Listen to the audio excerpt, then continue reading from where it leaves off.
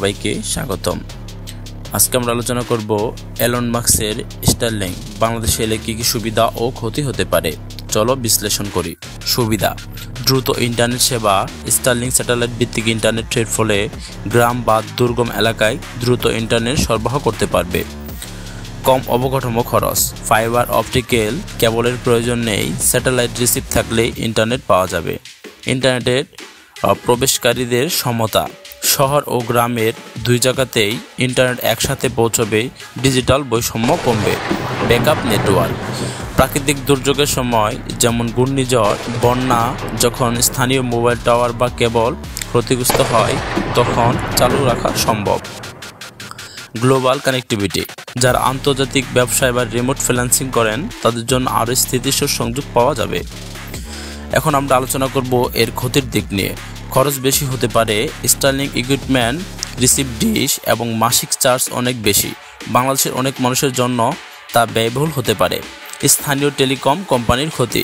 গ্রামীণ, রবি, বাংলালিংক ইত্যাদি কোম্পানির ব্যবসায় চাপ বাড়তে পারে, কারণ স্টারলিংক সরাসরি প্রতিযোগিতা হয়ে দাঁড়াবে। সরকারি নিয়ন্ত্রণ কমবে। স্টারলিংক সরকারি স্যাটেলাইট থেকে ইন্টারনেট দেয়, ফলে বাংলাদেশের টেলিকম রেগুলেটর বিটিআরসি এর নজরদারি এবং নিয়ন্ত্রণ দুর্বলতা হতে পারে। আইন ও নিরাপত্তা চ্যালেঞ্জ।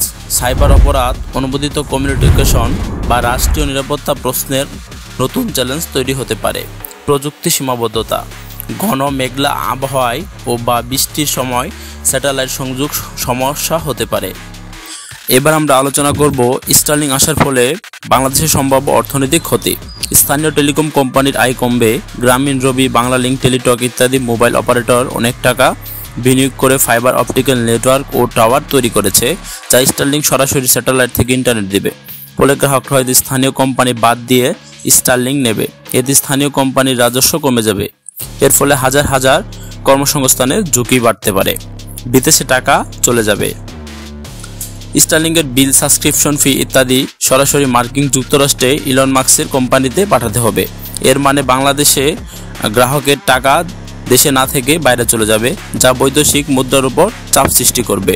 সরকারের ট্যাক্স ও রাজস্ব কমে যেতে পারে। এখনকার ইন্টারনেট কোম্পানিগুলো সরকারকে বড় অঙ্কের ট্যাক্স দেয়। স্টারলিংক যদি সরাসরি সেবা দেয় এবং ট্যাক্স ঠিকভাবে না নেওয়া হয় তাহলে সরকারের আয় কমে যাবে। স্টারলিংক ইনভেস্টমেন্ট কমে যেতে পারে।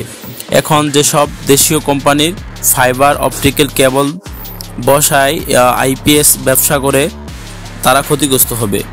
তারা নতুন করে বিনিয়োগ করতে চাইবে না, কারণ স্টারলিংকের সাথে প্রতিযোগিতা করা কঠিন হবে। ডলার সংকট বাড়তে পারে। নিয়মিত মাসিক বিল বিদেশে পাঠানোর জন্য ডলার লাগবে।